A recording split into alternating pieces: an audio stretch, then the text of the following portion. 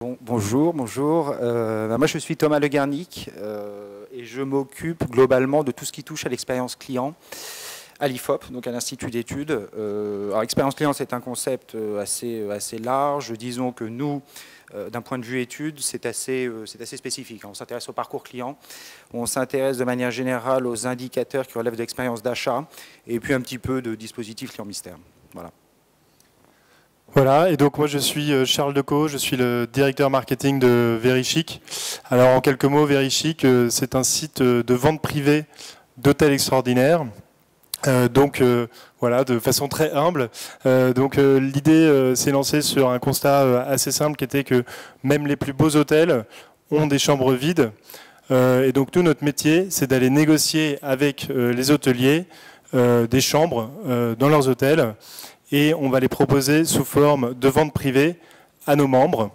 Le métier de la négociation d'hôtels, de chambres d'hôtel, c'est quelque chose d'assez nouveau, on va dire, qui est arrivé il y a une dizaine d'années. Les hôteliers, quand ils ne vendent pas une chambre, quand une chambre n'est pas vendue, c'est une perte nette pour eux.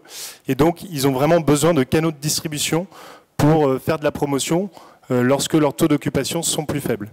Et donc nous, on vient répondre à ce besoin-là, on vient aider les hôteliers à remplir leur chambre d'hôtel.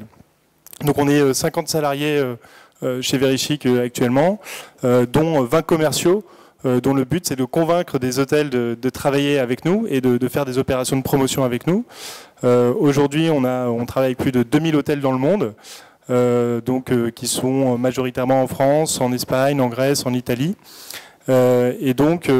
On arrive à convaincre ces hôteliers sur une promesse simple, c'est qu'ils vont faire énormément de ventes avec nous et que du coup ils vont optimiser leur taux de remplissage. Donc une fois qu'on a convaincu ces hôteliers de travailler avec nous, ce qu'il faut que nous on fasse au niveau marketing, puisque donc moi je suis le directeur marketing, c'est de générer une audience face à ces hôtels, c'est de ramener du monde face à ces offres, face à ces ventes privées. Et donc c'est là où intervient le marketing, où on va mettre en place des opérations d'acquisition de clients et de PRM, CRM. Donc voilà, en chiffres, Verichic, c'est 2,7 millions de membres sur la France.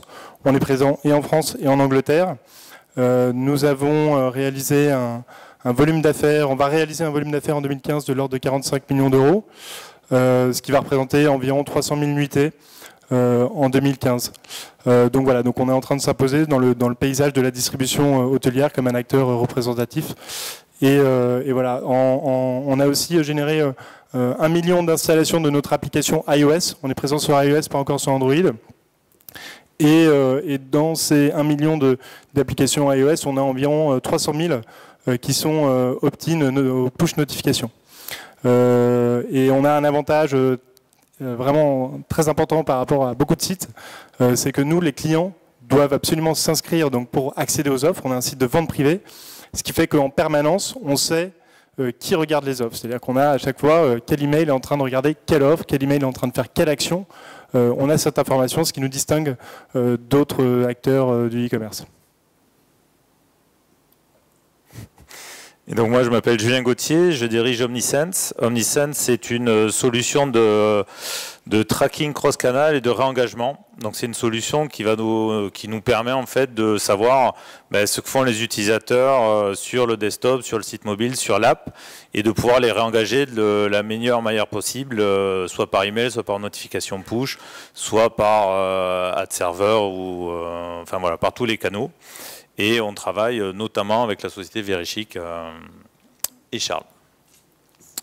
Et donc là aujourd'hui, nous allons, c'est ce que je disais en introduction, vous parler de cross-canal et d'utilisation des data au service des clients. Donc l'objet en fait, c'est d'expliquer aujourd'hui quelle est la réalité technique, qu'est-ce qui se passe, comment on gère, quand les utilisateurs des iPhones, des ordinateurs, ils vont en boutique, etc. Donc c'est savoir comment on va gérer ça, comment on va capter les données et comment on va pouvoir les améliorer pour améliorer la relation client et l'expérience client.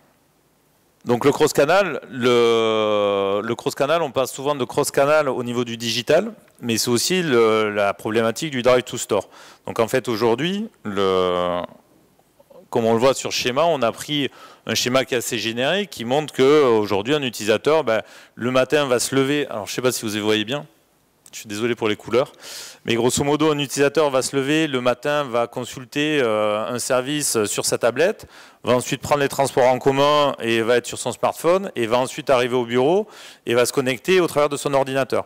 Donc on voit qu'il y a une vraie problématique aujourd'hui de centralisation de la donnée pour justement savoir que c'est cette même personne qui s'est connectée par ces 3 médias différents et pour pouvoir les réengager. S'ajoute à ça une autre problématique, c'est que cette même personne, en sortant du bureau, va pouvoir se rendre dans une boutique qui est axée sur le même service. Et donc, du coup, le commerçant a tout intérêt à savoir que cette personne a déjà regardé telle ou telle offre sur le desktop ou sur l'appli au moment où elle rentre dans le magasin. Je ne sais pas si Thomas, tu veux ajouter. Alors, bon, nous, d'un point de vue étude, en fait, pour vous expliquer quel est le lien entre Omnisense et l'IFOP, nous, à l'IFOP, on fait des études de compréhension des parcours clients. Donc, on a nécessité, quand Julien décrit ce parcours, c'est un parcours standard. C'est-à-dire que maintenant, le cross-canal est devenu une donnée acquise que personne ne remet en cause. Et par conséquent, nous, en tant qu'institut d'études, on a cette impérieuse nécessité de comprendre comment un client est amené à acheter un produit à travers la fréquentation d'un certain nombre de touchpoints, de points de contact. Et cette compréhension passe effectivement par un ensemble d'allers-retours en termes de touchpoints. Nous, le défi, le challenge, c'est de trouver des solutions technologiques qui nous permettent de croiser et d'interfacer ce qui va se passer sur le M-Store, ce qui va se passer sur le desktop, ce qui va derrière se passer sur le point de vente physique, et de ne pas être limité finalement à un seul touchpoint avec derrière une reconstruction par le client lui-même de son parcours qui, en règle générale, peut être assimilé à une post-rationalisation. C'est-à-dire qu'on a beaucoup de mal, finalement, en interrogeant simplement le client, à reconstruire un parcours qui soit vraiment réaliste. C'est-à-dire que le client, en général, le shopper a tendance à rationaliser son parcours, à inventer un certain nombre d'étapes, ou du moins à les combler. Donc nous, on a le souhait, on a cette volonté d'être dans l'observation, c'est-à-dire au lieu d'être dans la mesure active, c'est-à-dire par questionnaire, on est en train de plus en plus de développer et d'essayer de développer des mesures passives via des solutions donc technologiques qui nous permettent d'observer le comportement des shoppers. Et donc ce parcours, qui maintenant est un parcours assez standard, bien qu'il y ait des grandes différences selon les secteurs d'activité, c'est pour nous une donnée. C'est vraiment un acquis, c'est une donnée. Donc on essaie, nous, de réfléchir et de comprendre comment, techniquement, on peut avoir cette observation qui soit cumulée et en continu pour arriver à un parcours qui soit fluide et une vraie compréhension, en fait, in situ de ce qui se passe, d'une certaine manière. D'un point de vue étude, encore une fois, je parle moi d'un point de vue étude. Alors, pour revenir quand même sur le schéma précédent et puis raconter un peu, nous, chez Verichic, comment on le voit, on a une stat qui sort tout le temps, qu'on nous demande tout le temps, c'est quelle est la part de notre audience qui est mobile, c'est-à-dire smartphone plus tablette, et combien ça fait de réservations, quel chiffre d'affaires on fait sur ces canaux-là. Et alors à chaque fois, j'ai cette stat à droite qui est la majorité de notre audience est mobile, 58%, mais on fait que 36% du chiffre d'affaires. Donc en gros, on me dit on coupe toutes les campagnes mobiles, on arrête, c'est la catastrophe, le taux de transformation est catastrophique par rapport au desktop et on va faire que du desktop. Donc évidemment là, c'est là où le marketing doit intervenir et puis essayer de comprendre réellement ce qui se passe. Nous, c'est pas si affreux, 36% taux de transfo. Ouais, c'est pas mal, mais quand même. Qui aimeraient avoir quand même, je ne sais pas si des personnes ici ont Analytics, il y a une vue qui est terrible, qui est la vue desktop, tablette, mobile, avec le nombre de visites, le nombre de transactions, et puis à chaque fois, on voit que le mobile, et parfois même évidemment la tablette, sont à la traîne par rapport au desktop. Donc sur cette vue-là, ce qui est important, je pense, à comprendre, c'est ce qu'on voit notamment sur les tablettes, c'est qu'il y a beaucoup plus de sessions par utilisateur qui sont réalisées sur les tablettes.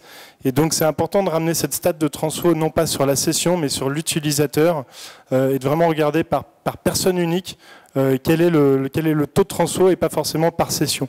Et souvent, ça change un peu quand même les taux de transfo, ce qu'on constate. Et nous, on voit souvent une amélioration quand on regarde sur cette vue du mobile, enfin des smartphones et des tablettes.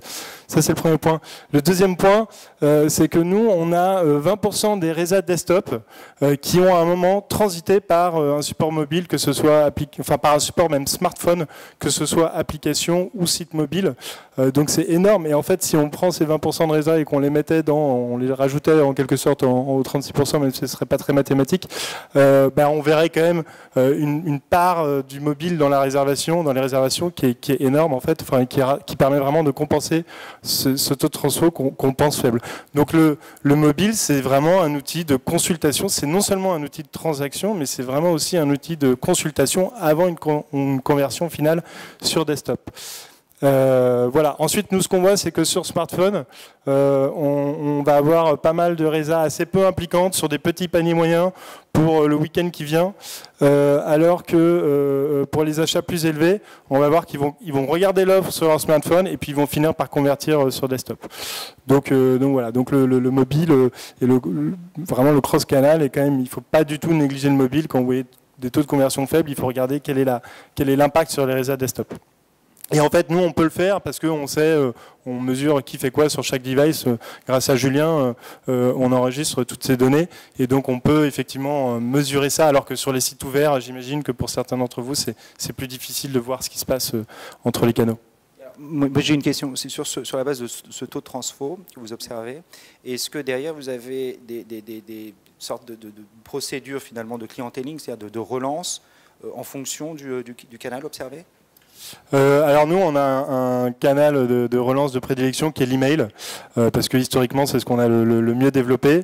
Après, donc avec les outils d'Omnisense, on a pu aussi greffer à ces relances un push notification. Donc on fait souvent les deux. Parfois parallèlement.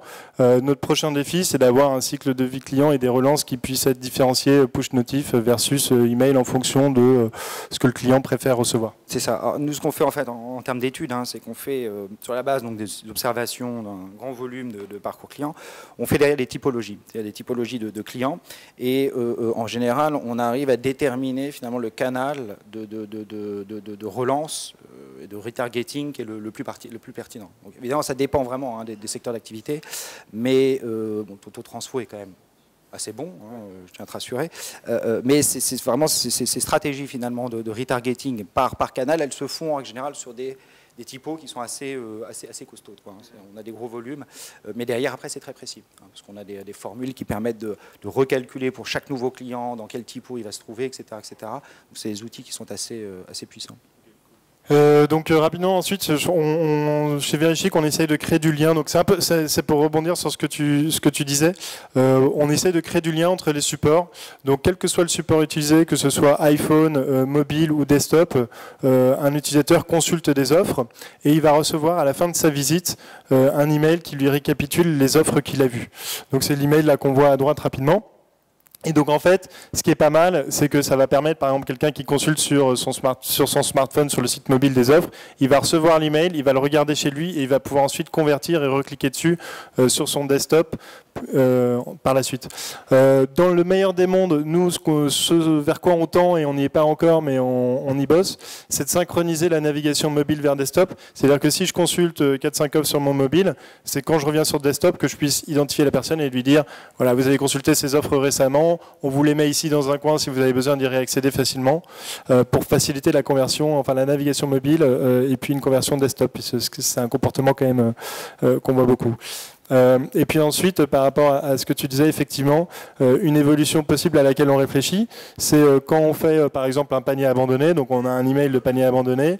Bon, actuellement, on ne fait pas un push synchrone en même temps, même si c'est un des projets de développement.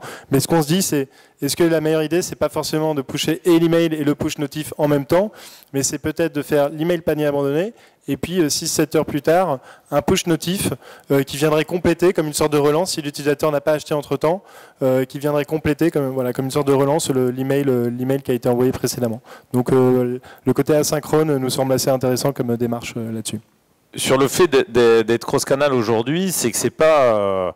Aujourd'hui, c'est une évidence pour tout le monde. C'est-à-dire que pendant un petit moment, au début des applications, c'était la population geek qui était équipée. Aujourd'hui, réellement, tout le monde est équipé. Donc, on voit qu'en France, on a 27 millions de mobinodes, que le temps passé sur smartphone et sur tablette a augmenté de 56% entre 2012 et 2013. Donc, en fait, c'est des chiffres qui ont encore augmenté. Aujourd'hui, je pense que dans la salle, quasiment tout le monde est équipé de smartphones. Donc, aujourd'hui, de toute façon, le côté cross-canal est une évidence et doit être pris en charge, quel que soit le secteur dans lequel vous travaillez. Oui, alors effectivement, bon, un rappel de chiffres qui sont assez standards. Je pense que personne ne sous-estime maintenant l'importance du repos, hein, c'est-à-dire cette idée qu'on a plutôt tendance à se renseigner, à faire de la prise d'informations online avant de se rendre en point de vente. Alors ça, c'est des chiffres peut-être un peu vieux, hein, 78. Maintenant, on a tendance à dire que c'est plus entre 80, autour de 80%. Ouais, c'est des chiffres qui ont 12-14 mois. Et qui ne sont pas sourcés, qui plus est. Attention, grosse erreur. C'est vrai.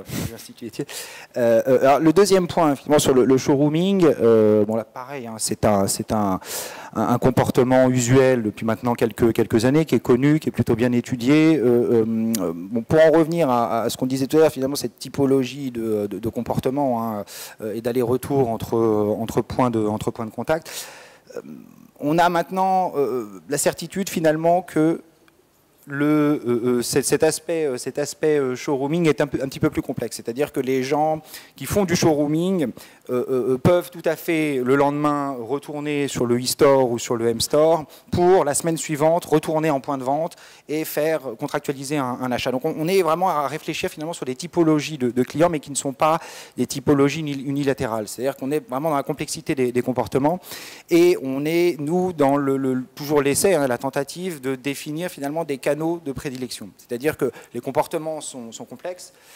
Il peut y avoir des grandes tendances au showrooming, il peut y avoir la grande tendance au web to store, mais fondamentalement et de manière assez pragmatique, on essaie de déterminer du canal de prédilection. C'est-à-dire que, effectivement, parmi la typo des showroomers, on peut tout à fait et paradoxalement dire que le meilleur canal de relance, ça va être la notif sur application ou l'email, par exemple. Donc on est dans la complexité des comportements. Bon, là encore, ce n'est pas franchement une découverte bouleversante et révolutionnaire, mais ce qui est intéressant derrière, c'est toujours de penser en termes d'action opérationnelle, et notre conviction, à une certaine manière, c'est ce canal de prédilection. C'est-à-dire, au final, nos typos servent à définir un canal pour lequel il nous semble que l'attente client va être d'être contacté sur ce canal-là. Alors, c'est bien sûr la source ensuite de stratégie, de targeting, retargeting, clienteling, etc., quoi. Voilà. Donc les données, aujourd'hui, on est dans l'obligation en fait d'améliorer, puisque comme on multiplie les points de contact, on est obligé d'améliorer la relation client. Pour améliorer la relation client, on va s'appuyer sur les données de l'utilisateur. Donc sur les données, on retrouve différentes données. Les données personnelles, l'âge, le sexe, est-ce que j'utilise une application iPhone ou une application Android, des données comportementales, qu'est-ce que j'ai fait? Est-ce que j'ai vu tel produit ou pas tel produit? Est-ce que j'ai déjà acheté ou pas acheté? Et puis ensuite, on a des données environnementales par le biais du smartphone, c'est la géolocalisation, c'est la météo, mais ça peut être aussi via l'iBeacon la présence dans le store. Et donc aujourd'hui, toutes ces données, on va pouvoir les capter, et donc la vraie problématique, c'est d'arriver à les centraliser pour pouvoir arriver à les traiter intelligemment. Donc je vais donner une anecdote. Dans le cadre de nos études, on essaie de travailler de regarder ce que font les e-commerçants et les commerçants. Et donc, par exemple, il y a une chaîne de magasins qui a mis en place du retrait de produits achetés en ligne, donc de manière tout à fait classique. Ils sont allés pousser la démarche assez loin, puisque dorénavant, ils créent des stands à l'intérieur de la boutique dédiés aux gens qui ont acheté en ligne. Donc on a une expérience client qui est super, puisque la personne, on va chercher le produit qu'on a acheté en ligne, on va le chercher en magasin. La personne ouvre le produit devant nous, nous le fait essayer, etc. Donc il y a une vraie relation client. Sauf que 2 jours plus tard, je reçois un email qui dit, voilà, le produit que vous avez vu, ce qu'on vous propose, c'est une super promo sur ce produit-là. Donc c'est-à-dire qu'en fait, ils ont mis en place toute une problématique de gestion multicanal et de drive to store, sauf qu'ils n'ont pas plugué à leur CRM. Et donc en fait, finalement, leurs meilleurs clients, ceux qui ont acheté, se retrouvent à recevoir une offre promotionnelle sur un produit qui a été acheté au prix fort 48 heures plus tôt. Donc en fait, on voit qu'aujourd'hui, la problématique est réellement importante de croiser toutes ces données-là pour arriver justement à sortir des choses intelligentes et du réengagement intelligent. Alors, juste un point, Julien, en fait, nous, on se sert aussi de données attitudinales, c'est-à-dire qu'on cherche toujours à compléter le comportement, hein, ce qui est observé de manière passive, avec l'attitude, ce qu'on appelle l'attitude dans les études, c'est-à-dire l'idée qu'on va pusher du questionnaire à un shopper, à un client, pour lui poser quelques questions qui vous permettront de compléter en fait, efficacement ces données de comportement. C'est-à-dire que si on se rend compte, alors bien sûr il y a un nid possible de paradoxe, hein, de contradiction, mais si on se rend compte qu'un client fréquente à 95% le canal application, par exemple, hein, son app, et que derrière on lui push un questionnaire, on lui dit non mais moi je veux être contacté uniquement par téléphone ou par email, c'est une donnée quand même qui n'est pas négligeable. Hein. Donc on est toujours, nous, dans une recherche d'équilibre entre l'attitude, finalement, c'est-à-dire ce que va nous déclarer le client, et le comportemental, ce qu'on observe. Moi, j'aurais juste une remarque là-dessus sur par contre les données déclaratives versus les données comportementales. Au début, chez Verichic, la première maquette du formulaire d'inscription, il y avait genre 15 champs avec des trucs genre le numéro de téléphone, l'adresse complète, machin, un truc. Puis on s'est dit mais qu'est-ce qu'on va faire de toutes ces données ? Anxiogène. Ouais, bon, évidemment, on s'est dit si on veut que les gens s'inscrivent, si on veut maximiser le taux d'inscription, il faut qu'on réduise le formulaire au max. Et puis ensuite, qu'est-ce qu'on fait de tous ces champs, de toutes ces données qu'on aurait collectées? L'adresse, moi, le client habite 8 rue du Chat, je suis incapable d'en faire quoi que ce soit. Donc du coup, et puis par ailleurs, ensuite sur le déclaratif d'intention d'achat, c'est des données qui peuvent changer. Par exemple, quelqu'un va dire je veux partir dans les Seychelles au mois de juin. Au mois de juin, cette donnée est périmée et je ne peux plus rien en faire. Donc en gros, nous on est vraiment parti sur une approche de données comportementales. Donc on va vraiment enregistrer tout ce que font les clients sur notre site et c'est ça qui va déterminer tous les pushes qu'on va faire. Si on voit que les clients regardent énormément des offres en Espagne, on va plutôt pusher à ce moment-là évidemment des offres en Espagne, mais on ne va pas tellement le faire sur la base de sa déclaration, on va plutôt le faire sur la base vraiment de son comportement et ça marche assez bien. Après, il y a ces stratégies en fait CRM qui peuvent être différentes, mais par exemple des acteurs dans le luxe systématiquement réintègrent dans leur CRM des données donc dites attitudinales, hein, des données déclaratives de questionnaires qui leur permettent eux-mêmes de calibrer finalement la relation avec ces clients-là, hein, en croisant sur du comportement, hein, c'est leur segmentation VIP, etc., etc. S'ils savent que tel client VIP a un NPS par exemple, un niveau d'attachement ou de recommandation à la marque qui est faible, ils auront une stratégie qui sera différente d'un client qui aura un NPS excellent, etc., etc. Hein, donc c'est des choix hein, de stratégie CRM et derrière de clienteling, mais on se rend compte que de plus en plus, on demande finalement aux instituts d'études de remonter et de repousser de manière plus ou moins automatisée ces données dans le CRM pour qu'il y ait un vrai cercle vertueux qui se mette en place derrière, quoi. L'objectif de tout ça, effectivement, c'est de capter de la data au service du client et évidemment indirectement au service des marques et des annonceurs. Mais le but, c'est effectivement de servir un service personnalisé pour réduire la pression marketing et augmenter aussi le taux de conversion. Donc l'idée en fait c'est de mettre en place un cercle vertueux qui va permettre à la marque de mieux cibler son utilisateur, de moins lui envoyer du coup d'email. L'acheteur lui du coup ce qu'il reçoit est plus centré sur ses goûts va être plus à même de transformer donc d'effectuer l'achat. Et donc en fait en gros c'est un monde bisounours où tout le monde est heureux. Mais typiquement, dans l'exploitation des data au service des utilisateurs, par exemple, nous on a travaillé pour une station de ski qui avait pour habitude, en fait, dans sa stratégie de communication, chaque fois qu'il y a des fortes chutes de neige, elle envoyait un email à l'intégralité de sa base. Donc, quand on habitait à côté, c'était super agréable de recevoir ça parce qu'on était prêt à prendre sa voiture pour aller skier. Quand on habite Paris, c'est un peu plus compliqué, quand on reçoit un mail à 18h, de se dire super, demain je vais aller skier. Donc là, sur l'exploitation par exemple de la géolocalisation qu'on récupère au travers de l'application smartphone, on arrive à centrer sur des rayons, de dire finalement ce message, on va l'envoyer exclusivement aux personnes qui étaient hier dans un rayon de 2 heures autour de la station. C'est-à-dire on va pas aller déranger les gens qui sont loin parce que de toute façon ils vont pas venir et on va juste cibler ces personnes-là parce que seules ces personnes-là sont à même de venir. Donc l'idée encore une fois c'est pas de traquer pour traquer ou de récupérer de la data pour rentrer dans la vie privée des gens, c'est vraiment de rendre ça utile pour moins les déranger et quand on les dérange pour qu'il y ait du sens à les déranger entre guillemets.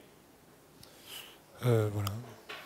Ouais, donc juste très rapidement sur cet email, donc là c'est des emails plus que 48 heures, c'est-à-dire que quand une vente privée va bientôt se terminer, on envoie tous les clients qui l'ont consulté et quel que soit le support, que ce soit sur le sur l'appli, sur le site mobile ou sur le desktop, on enregistre le fait qu'il a consulté cette offre et puis simplement s'il a consulté plusieurs offres et qu'on a plusieurs offres qui vont expirer le même jour, donc on a un risque de lui envoyer 3-4 emails. On va dynamiquement essayer, avec un système de scoring, de mesurer quelle est l'offre qui est la plus pertinente pour ce membre-là. Et donc du coup, ça c'est parmi nos emails les plus efficaces. Et donc, ce qui est vraiment bien, on en parlera juste après, sur l'email, c'est qu'en fait, c'est un support idéalement cross-canal. C'est-à-dire qu'en fait, l'email, aujourd'hui avec le click-to-app, c'est-à-dire qu'on peut détecter que la personne a l'application et quand il clique dans l'email, le renvoyer tout de suite vers l'application. Ensuite, on peut, s'il n'a pas l'application, évidemment le renvoyer vers le site mobile s'il est sur son smartphone. Et puis enfin, évidemment, vers le desktop. Donc, je pense que l'email est quand même l'outil cross-canal par excellence parce qu'il s'adapte très bien à tous les supports si on en fait une bonne exploitation. Et il permet de conserver le lien avec la personne en cas de désinstallation de l'appli. C'est-à-dire que là, par exemple, on est typiquement dans la captation de données utiles. C'est-à-dire que si on a un système qui nous permet de contacter la personne soit par du push, soit par de l'email, ben, l'avantage de l'email, c'est que si elle désinstalle ou si elle perd son smartphone, on va pouvoir continuer à rester en contact avec elle. Donc là, c'est un exemple en fait, voilà, sur quel type de données on va pouvoir récupérer. Donc on va pouvoir récupérer ce que je vous disais, de la donnée personnelle, de la donnée de géolocalisation pour optimiser la relation client. Donc là, je suis désolé, ça apparaît très mal sur l'écran, mais en gros, c'est pour donner l'exemple d'une vente d'hôtel sur Barcelone. Donc c'est purement fictif parce qu'on ne le fait pas aujourd'hui avec Verichic, mais on pourrait le faire. C'est-à-dire qu'en gros, on pourrait détecter par le biais de la météo qu'un utilisateur se trouve à Paris, voir qu'il pleut et donc du coup personnaliser le message pour dire ben, à 1 heure d'avion vous allez pouvoir retrouver le soleil en allant dans notre hôtel à Barcelone. À l'inverse, pour un utilisateur qui se trouve physiquement à Perpignan, là où il fait beau, ben, ça sert à rien si on lui envoie le même message, il sera plus du tout contextualisé et donc du coup il n'aura aucun effet, voire ce sera pire, ce sera un effet déceptif. Et donc dans ce cas-là, de la même manière, on va pouvoir détecter qu'il fait beau à Perpignan, donc pas mettre ce message-là, et donc mettre autre chose, lui dire voilà, à 1 heure de voiture, vous allez pouvoir retrouver le confort d'un hôtel climatisé ou quelque chose d'autre. Mais donc du coup, on va pouvoir personnaliser sur les données environnementales qu'on aura récupérées. Le but derrière ça, c'est ce que j'ai expliqué tout à l'heure, c'est de réduire la pression marketing. C'est d'essayer de sortir du phénomène qui consiste en gros à spammer un maximum de gens pour augmenter son taux, enfin, le volume de transformation. Et donc l'idée, c'est vraiment de mieux centrer les messages qu'on envoie pour optimiser le taux de transfo et baisser la pression marketing. Et donc c'est la suite logique de ce qu'on disait. Le but, c'est de mieux comprendre le client en analysant l'ensemble de ses données. Hop là.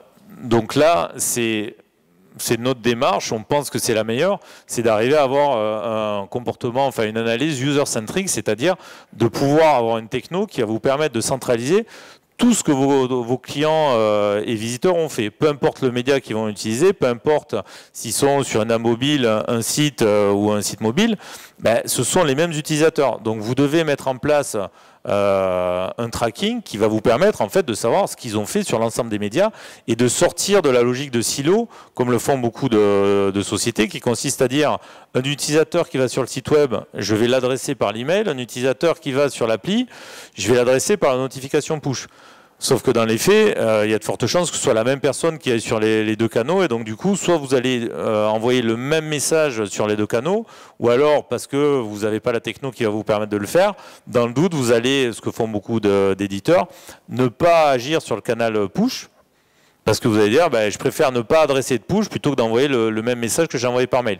Donc l'idée, c'est d'arriver à savoir exactement ce que font les utilisateurs dans la globalité pour pouvoir mieux les servir. Bon, ça d'un point de vue étude, ce serait le Graal. Hein. C'est-à-dire que de pouvoir observer le comportement d'un shopper, d'un client, sur l'ensemble des points de contact et d'être en mesure, nous, d'interfacer ces différents points de contact, c'est un Graal qui, pour le moment, est encore inaccessible. C'est-à-dire qu'on n'y arrive pas. En mesure passive, c'est en observation pure, pour le moment, on n'y arrive pas. Donc, on se concentre sur, d'un côté, la complémentarité du digital, sur le desktop et puis le e-store et m-store, globalement, et de l'autre, on se concentre évidemment sur le physique. Après, ce qu'on fait avec certains de nos clients, c'est qu'on est obligé de passer par du CRM.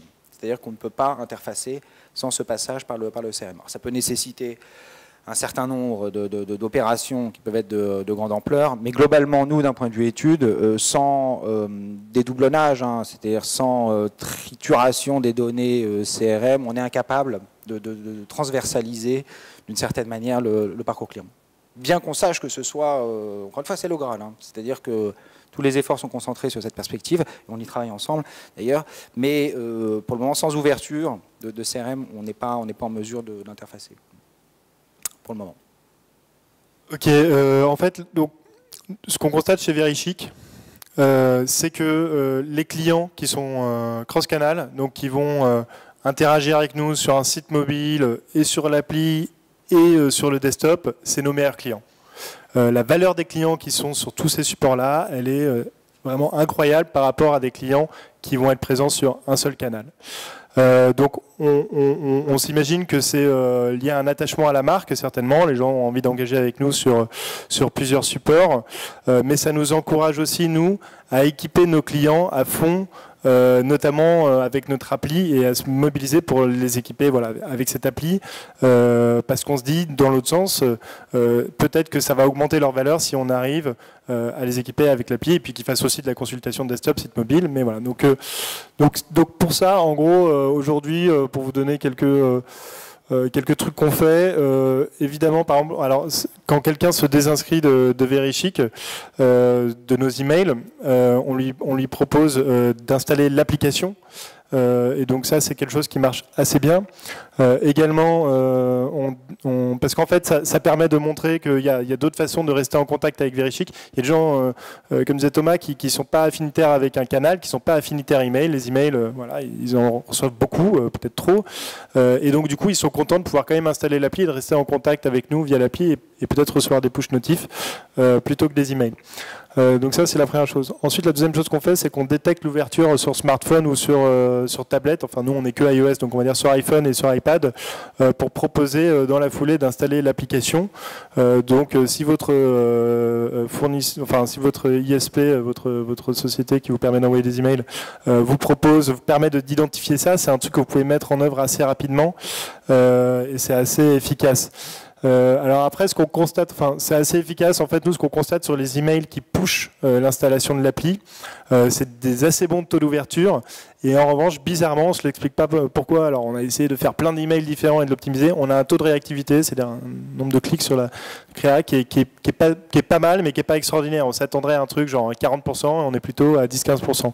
Donc, du coup, vous le mesurez sur une période donnée, enfin limitée cet email, c'est un email qui est envoyé automatiquement tous les jours. Donc, on va le regarder. On va prendre la somme des envois sur 30 jours, et puis on va regarder quel est le taux de réactivité.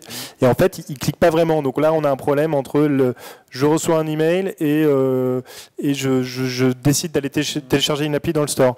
En revanche, là, on a des super stats, c'est Facebook, des pubs Facebook vers le téléchargement d'appli.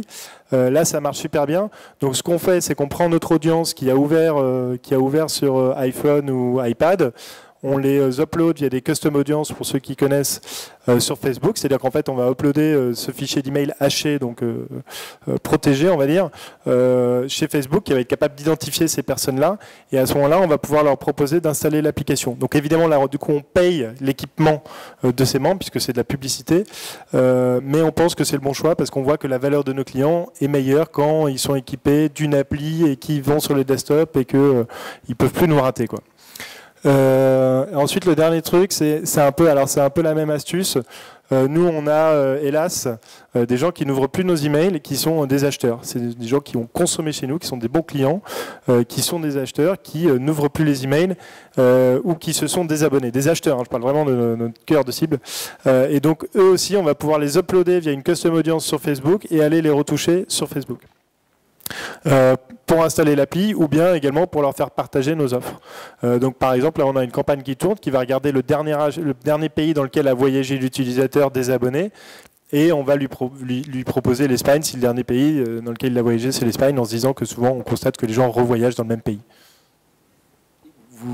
Tu procèdes aussi sur d'autres réseaux sociaux que Facebook ? Alors on fait des tests sur Twitter. Le problème de Twitter, c'est que le reach, la portée est beaucoup plus faible que Facebook. Donc en gros, quand on upload 1000 adresses sur Facebook, Facebook est capable à peu près de nous en retrouver 50%, ce qui est quand même énorme. Là où Twitter va nous en retrouver 5 à 10%, et encore, je suis généreux. Et LinkedIn, tu as essayé LinkedIn? LinkedIn, non. J'ai l'impression que c'est cher LinkedIn. La dernière fois que j'ai regardé LinkedIn pour acheter du trafic, c'était 2 € CPC. Alors, ça a peut-être changé. C'est question de négo, ouais, parce qu'on a fait nous une étude en partenariat avec LinkedIn, hein, donc c'est-à-dire qu'ils nous ont nourris en termes de base de données. Et bon, je ne te dirais pas le prix, mais on s'en est sorti pour pas trop cher. Hein. Mais il y avait derrière toute une idée. Faut que tu me passes ton contact. Merci beaucoup. Merci. Merci.